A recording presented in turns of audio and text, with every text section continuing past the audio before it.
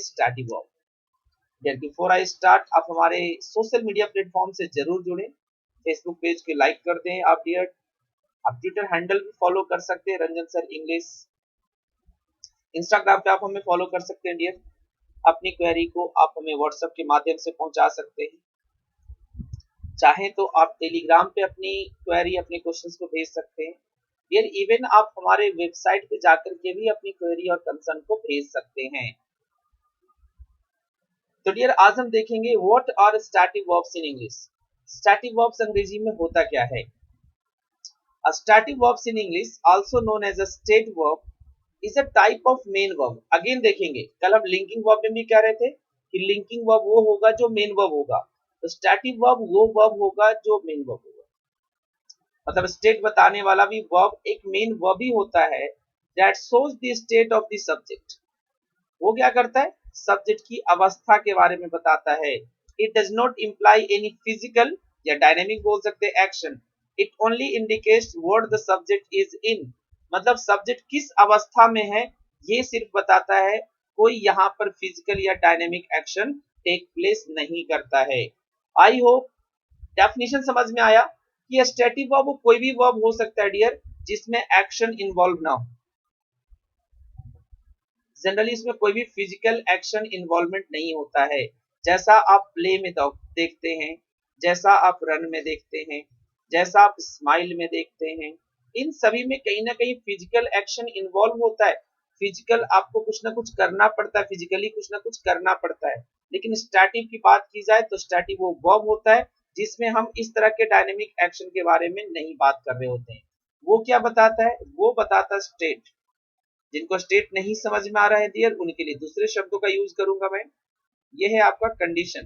तो हम कंडीशन कह सकते हैं किसी सब्जेक्ट की कंडीशन की वो किस अवस्था में अभी है उसको बताने के लिए हम स्टैटिक वर्ब का इस्तेमाल करते हैं। अलग अलग डिफरेंट डिफरेंट टाइप्स के होते हैं। तो अलग अलग टाइप्स के हमारे पास स्टैटिक वर्ब है डियर। सबसे पहले हम देखेंगे मेंटल और cognitive state. It means mental state आपका होता है होप, आशा करना। देखिए ये मेंटल स्टेट है। मीन ये मेंटल स्टेट है। थिंक ये आपका मेंटल स्टेट है। बिलीव ये भी आपका मेंटल स्टेट है। Doubt, guess, remember, pretend, recognise, recall, guess, forget, agree, disagree, need, prefer, satisfy, suppose, please, understand, recollect और ट्रस्ट।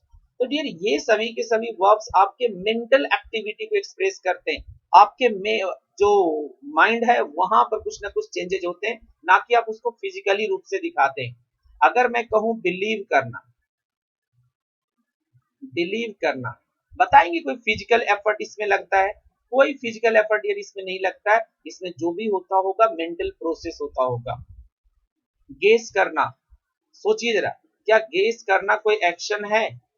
नहीं, ये आपका स्टेट ऑफ माइंड है, ये एक मेंटल स्टेट है। आप अंडरस्टैंड करना, कहते सर मैं समझ रहा हूँ, एंड इन स्पोकन इंग्लिश ये बड़ा फ्रीक्वेंट है, I am understanding sir. Teacher भी पूछते हैं आर यू अंडरस्टैंडिंग, तो डियर अंडरस्टैंडिंग नहीं होगा, इस बात का ध्यान रखेंगे। अगर बहुत शौक है अंडरस्टैंडिंग को तो अगली वर्ब की तरफ आप रुख कीजिए, गेट का, गेट यूज कीजिए। Are you getting my point? क्या आप समझ रहे हैं? ये भी बहुत प्रचलन में है, लेकिन कुछ लोग अभी भी अंडरस्टैंडिंग करते हैं। तो डियर पहला हो गया आपका मेंटल या कॉग्निटिव स्टेट, जिसमें हमने ये देखा कि हमारे मेंटल स्टेट के बारे में बताता है। दैट इज वाई इन सभी का यूज हम अंग्रेजी में कॉन्टिन्यूअस टेंस में नहीं करते। ना रीजन करने का यही है कि यहाँ पर कोई फिजिकल एक्शन नहीं हो रहा है, कोई डायनेमिक एक्शन नहीं हो रहा है, ये सिर्फ चेंज ऑफ स्टेट हो रहा है, अवस्था में बदलाव हो रहा है। इसके बाद आएंगे डियर इमोशनल स्टेट। हमारे पास इमोशनल स्टेट भी होते हैं। लव ये आपकी इमोशनल स्टेट को बताता है। हेट, अडोर बहुत प्यार करना, अबहोर घृणा करना, लाइक पसंद करना, डिसलाइक नापसंद करना, एप्रिसिएट प्रशंसा करना, एनवी किसी से जलना, वो आग वाला जलना नहीं, डिटेस्ट डिस्पाइज। अब आते हैं सेंसेज। ये सेंसेज वाले स्टेट आपको बताते हैं, जैसे सी आपके जो कान, आंख, टेस्ट करने के लिए टंग, तो इसका जो इस्तेमाल करते हैं आपके सेंसेज के थ्रू, ज्ञान इंद्रियां जिनको हम बोलते हैं। Hear, smell, feel, see, taste, sense, sound, recognise. तो ये सारे देखो, रिकॉग्नाइज आपका सेंसेस के थ्रू भी हो सकता है, रिकॉग्नाइज आपके एक मेंटल स्टेट को भी, प्रोसेस को भी बताता है। तो अलग अलग है, बट आप इसको एक कंबाइन मान के चलेंगे कि स्टैटिक वर्ब है। हमने तो सिर्फ इसलिए कैटेगराइज कर दिया कि थोड़ा समझने में आसानी हो कि हाँ ये इमोशनल को बताएगा, ये सेंसेस को बताएगा, but still they are static verbs, they can't be used in the continuous tense. Possession showing state, कुछ पोजेशन शो करने वाले भी स्टेट होते हैं, own, have, keep, want, belong, possess, belong, okay, दो बार बिलोंग हो गया। Consist, contain.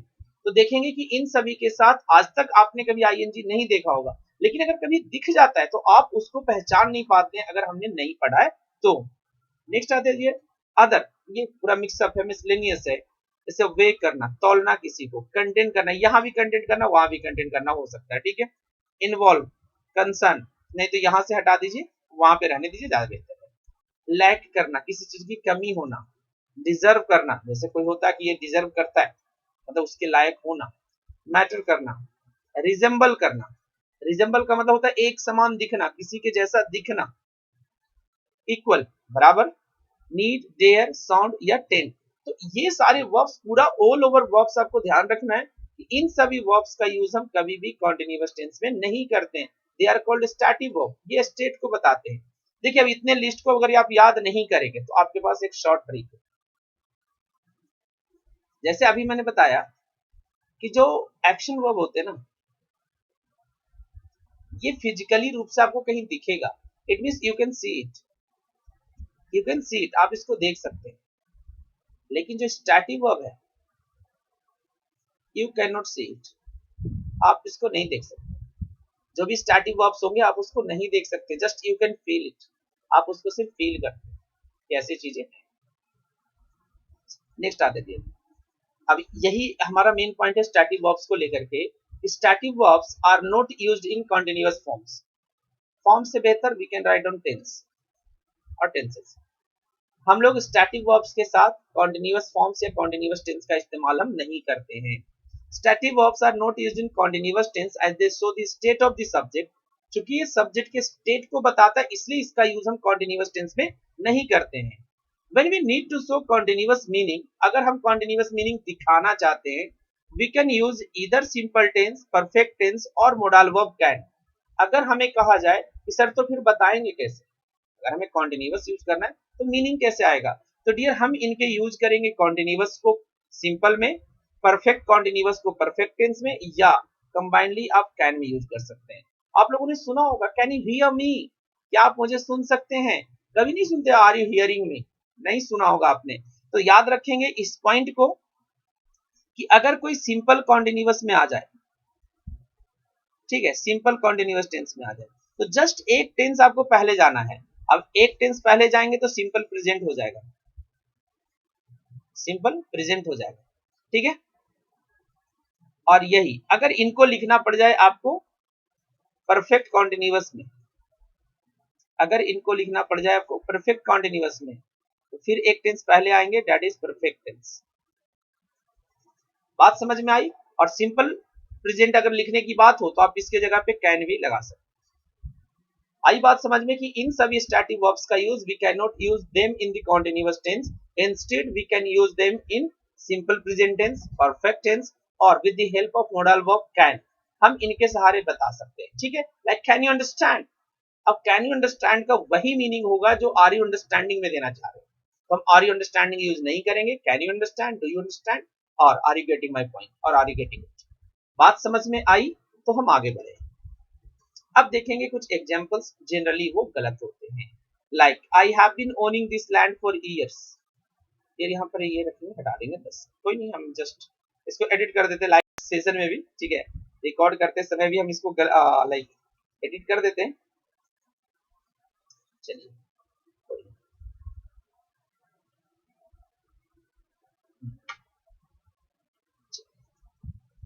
बेहतर तरीके से रहेगा वो।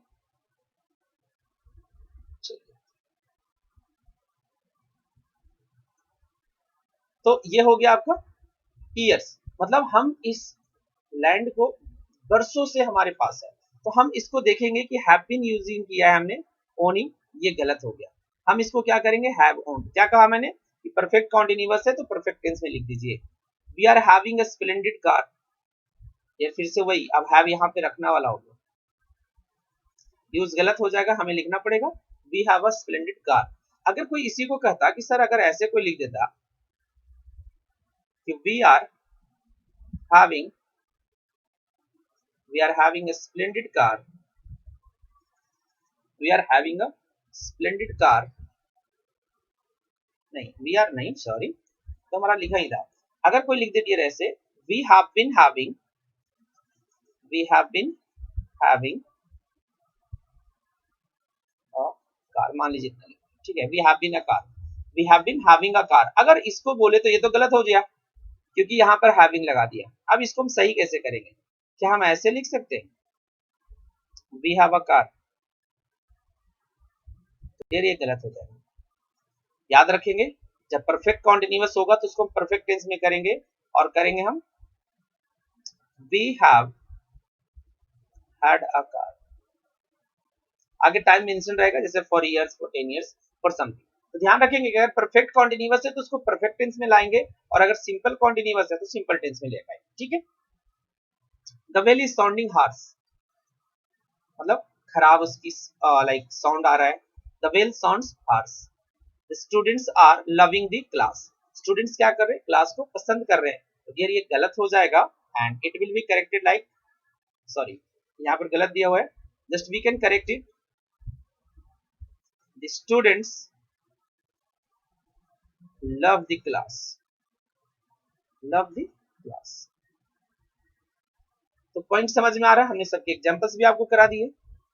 We have been owning this land, अच्छा अभी ये सेम रह गया उधर से, चलिए जी कोई नहीं, ये कॉपी पेस्ट हो जाता है तो ये सेम रह जाता है। चलिए तो हम करें she has been knowing me for years, ये गलत हो गया, हमें इसे कैसे करना पड़ेगा, she has known me for years, she has known me for years, वो मुझे बरसों से जानती है। We are having a splendid car, अरे अगेन इतनी कैसे गलतियां हो गई भाई, इधर भी हो गई इधर भी हो गई, चलिए कोई नहीं। तो हमें ये चीजें समझ में आई डियर कि अगर हम बात कर रहे थे कि स्टैटिक वर्ब की, तो इनका यूज हम किसी भी केसेज में कॉन्टिन्यूअस टेंस में नहीं करते, लेकिन कुछ सिचुएशन ऐसे आते हैं जहां पे हम इनका इस्तेमाल कॉन्टिन्यूअस टेंस में कर सकते हैं, उस पर जरा गौर करेंगे, ठीक है। चलिए एक सेकंड, वो डबल हो गया था इसलिए ऐसा लग रहा था। नेक्स्ट आते दिए, अब देखेंगे कि verbs that can be both static verbs and dynamic verb, मतलब वैसे वर्ब्स जो स्टैटिक भी हो सकते हैं और डायनेमिक भी हो सकते हैं। जैसे यहाँ पर देख लिया जाए, हियर, इसको करेंगे perceive with the year the sound made by someone और समथिंग, इसका हम कंटीन्यूअस टेंस में यूज नहीं करेंगे। मतलब अगर कानों से सुनने के अर्थ में आपको करना है तो इसमें आईएनजी नहीं लगेगा, आई कैन हियर यू लिख सकते हैं या आई हियर यू लिख सकते हैं, दोनों सही हो जाएगा, ठीक है। नेक्स्ट आते हैं here, to hear something, to listen to और जज अ केस इन कोर्ट, अगर कोर्ट में किसी चीज को सुनना है, ध्यान से सुनना है, कुछ जजमेंट देने के लिए, तब हियर में हियरिंग सही हो जाएगा। द जज is hearing my case, it mean जज मेरे केस की सुनवाई कर रहे हैं। पॉइंट क्लियर बिल्कुल। तो हियर के दो मीनिंग, कानों से सुनना नहीं लगेगा आईएनजी, लेकिन जब इसका जजमेंट देने के अर्थ के लिए सुनना होगा, वो भी ध्यान से सुनने के अर्थ में कह सकते हैं हम, तो आईएनजी लगा देंगे। नेक्स्ट आते डियर सी, सी का मतलब होता है to perceive through your eyes, अपनी आंखों से देखना। अगर आंखों से देखने की बात है तब इसमें आईएनजी नहीं लगेगा, हम इसको नहीं लिख सकते आर यू सीइंग मी, नहीं लिख सकते, हमें लिखना पड़ेगा कैन यू सी मी।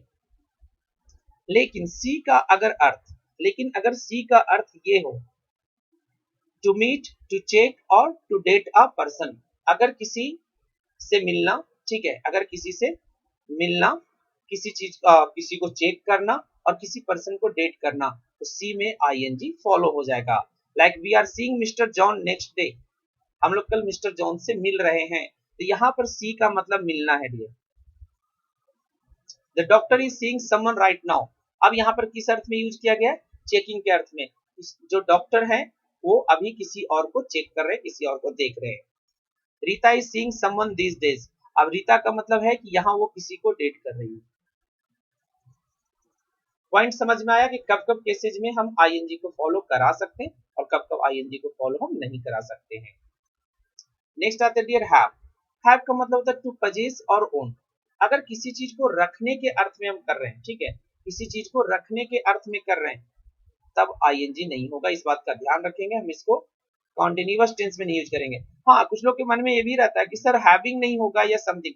अरे भाई, हैविंग हो सकता है, हमें ध्यान रखना है कॉन्टिन्यूअस टेंस नहीं होगा, ठीक है, कॉन्टिन्यूअस टेंस नहीं होगा। नेक्स्ट आते हैं डियर अदर देन पजेस। अगर हम पजेशन कर सकते हैं, अदर देन पजेशन, अगर कोई चीज पजेशन के अलावे कोई मीनिंग आ रहा है हैव का, तो आप आईएनजी लगा दीजिए, कोई दिक्कत नहीं है। जैसे उसका अर्थ टू ईट हो सकता है, टेक हो सकता है, टेस्ट करना हो सकता है, टॉक करना हो सकता है, चैट एक्सेट्रा, कुछ और भी हो सकता है, ठीक है। क्योंकि हैव के बहुत डिफरेंट डिफरेंट मीनिंग होते हैं dear. We are having lunch now, सही सेंटेंस है। She is having a chat with Rohan, सही सेंटेंस है। What are we having in dinner tonight, आज रात में डिनर में क्या है। तो डियर ये सारे सेंटेंसेस में हैव के मीनिंग रखना नहीं है। जब इसका मतलब रखना होगा तो आईएनजी नहीं लगेगा, जब रखना के अलावे कोई मीनिंग होगा तो उसके साथ आप आईएनजी लगा सकते हैं। अब आते हैं नेक्स्ट थिंक। थिंक है हमारा dear to have a particular idea or an opinion about something somebody. To have a particular idea or opinion about something or somebody. अगर किसी इंसान के प्रति, किसी चीज के प्रति आप अपनी आइडियाज को व्यक्त करना चाहते हो, और इसका मतलब होता है टू बिलीव समथिंग या to talk about your opinion. It means आप अपने बारे में किसी चीज पर भरोसा करते हैं या कोई अपनी ओपिनियन के बारे में बात कर रहे हैं, तो इसमें आईएनजी नहीं लगेगा। ध्यान रखेंगे, आईएनजी नहीं लगेगा। Do you really think that he will win, सच में तुझे लगता है कि वो जीत जाएगा। हम यहाँ पर नहीं कह सकते कि are you thinking that he will win, वो डियर गलत हो जाएगा। I thought I heard a scream, अब मुझे लगा कि मैंने कुछ सोचा है, तो यहाँ पर आई एम थिंकिंग नहीं लगेगा या आई वॉज थिंकिंग नहीं लगेगा। Am I right in thinking that you use to live here, क्या मैं सच बोल रहा हूँ कि तुम यहाँ रहा करते थे। तो देखिए यहाँ पर थिंकिंग हुआ है, लेकिन इस बात को सोचेंगे जरा, किस रीजन से हुआ है। The sentence is not in the continuous tense, sentence आपका कॉन्टिन्यूअस टेंस में नहीं है, सेंटेंस आपका सिंपल प्रेजेंट टेंस में है। ये प्रेपोजिशन के ऑब्जेक्ट के कारण आया है। तो बस मेरा कंसर्न यही है, कभी भी ये ना सोच ले कि सर आईएनजी में नहीं होगा। नहीं भाई, आईएनजी हो सकता है, कॉन्टिन्यूअस टेंस नहीं होगा। आई होप पॉइंट क्लियर है। अब थिंक का अगर मतलब टू हैव और possess something in your mind, अगर आपके मन में कुछ है, थिंक का मतलब कि आपके मन में कुछ चल रहा है, आप आईएनजी में यूज करो ना। I am thinking about going there tomorrow, मतलब मेरे मन में विचार आ रहा है, इसको विचार आना कहते हैं, ठीक है। विचार आना या विचार करना, तो उसके साथ थिंक के साथ आप आईएनजी लगा सकते हैं। You are free to do. I hope classes बिल्कुल समझ में आई होंगी, ढंग से समझ में आई होंगी। स्टार्टिंग वर्ब इतने डिटेल में आज मैंने आपको बताया। आई होप क्लासेस आप सभी को पसंद आ रही होगी। काम करना आपको पता ही क्या करना है, चैनल को सब्सक्राइब कर लीजिए, शेयर कर दीजिए दोस्तों के बीच में, और क्या करिएगा, कमेंट जरूर करिए। कमेंट करके बताइए कि क्लासेस आपको कैसे लग रहे हैं, क्योंकि आप देख करके चले जाते तो I do not get any idea, मुझे तो कोई आइडिया मिलता नहीं है कि how are you getting my videos, आपको लग कैसा रहा है, आप क्या चीजें सीख रहे हैं, नहीं सीख रहे हैं, एनी सजेशन वी नीड, तो उसके लिए आपको कमेंट करना पड़ेगा। तो कमेंट जरूर करिए और मिलेंगे एक नए वीडियो में, तब तक जाते जाते जय हिंद, जय भारत।